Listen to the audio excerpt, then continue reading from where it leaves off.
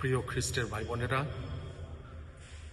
তপস্যাকালীন এই 40 দিন যাত্রায় সবাইকে প্রার্থনাপূর্ণ শুভেচ্ছা জানাই।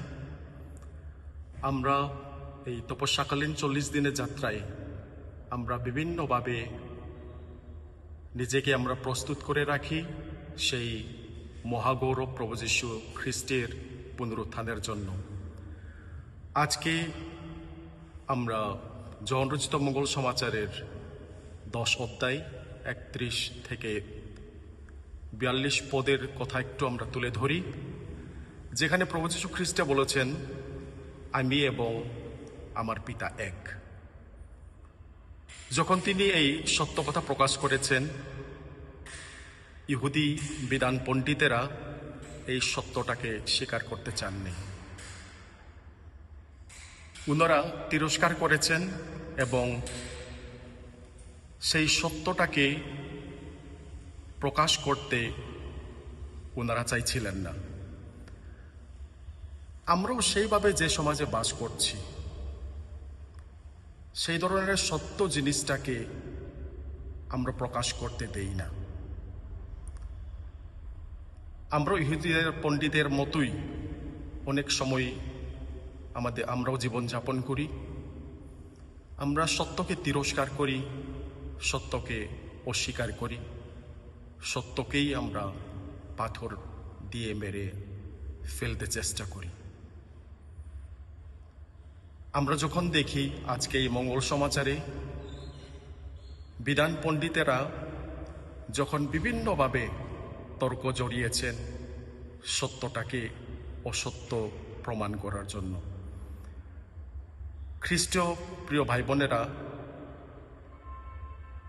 আমরা এই তপস্যাকালে বা আমাদের জীবনে অনেক সময় সত্য জিনিসটাকে আমরা অসত্য বলে আমরা প্রমাণ করতে চাই, আমরা চেষ্টা করি।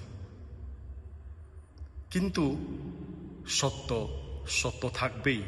প্রভু যীশু খ্রিস্ট বলেছেন, বিধানকে খণ্ড করার কারো ক্ষমতা নেই। সুতরাং সত্য যেটা প্রকাশ করেছেন সেটা সত্য থাকবেই।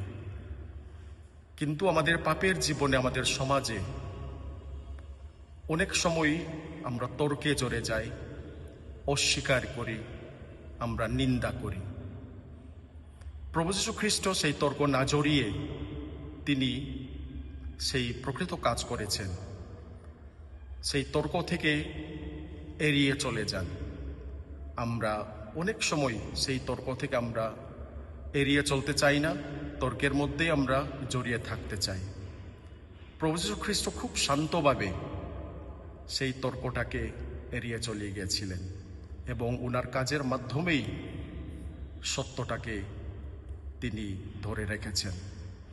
আমাদের কাছে শিক্ষণীয় আজকে প্রভু যীশু যে কাজ করেছেন,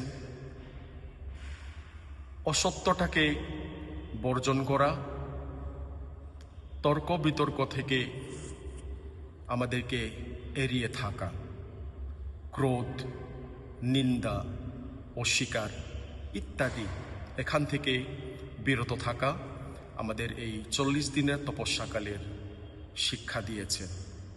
আমরাও যাতে এই পাপ থেকে, এই সমস্ত কুকর্ম থেকে আমরা যদি দূরে থাকি, সেই মহাগৌরবের পুনরুত্থানের সহভাগী নিশ্চয় আমরা হতে পারব।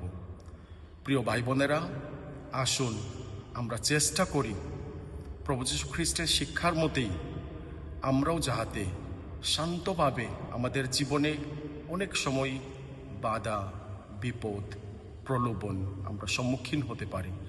এটাকে এড়িয়ে যাওয়ার জন্য প্রভু যীশু যে শিক্ষা দিয়েছেন, সেই শিক্ষা অনুসারে যদি আমরা জীবন যাপন করি, এই 40 দিনের আমাদের পুরা যাত্রাটা সফল হবে, আমরা দৃঢ়ভাবে বিশ্বাস করি। সুতরাং আমরা যাতে প্রলোভনে না পড়তে পারি, এই সমস্ত 40 দিন প্রার্থনাপূর্ণভাবে আমাদের জীবনযাপন আমরা কাটাতে চেষ্টা করব। বিভিন্ন প্রলোভন থেকে আমরা যাতে দূরে থাকতে পারি সেটা আমরা চেষ্টা করব। প্রভু যীশু খ্রিস্ট সত্য যখন প্রকাশ করেছেন, ওনাকে পাথর দিয়ে ছুঁড়ে মারার জন্য চেষ্টা হয়েছে। খ্রিস্ট ভক্তগণ, আমরা নিজে নিজেকে প্রশ্ন করি, আমি হয়তো কখনো এই বিধান পণ্ডিতরার মতোই আমিও কাজ করেছি। সেই সত্যটাকেই পাথর হাতে নিয়ে আমি মারতে চেষ্টা করেছি। সেই সমস্ত কাজকর্ম থেকে আমরা বিরত থাকব এবং পুনরুত্থানের মহাগৌরবের সফল এবং আমরা তার মহিমা লাভ করতে পারি, সেই আশা নিয়েই এই 40 দিনের যাত্রা সফল হোক এই কামনা করি। সবাইকে নমস্কার। জয় যিশু।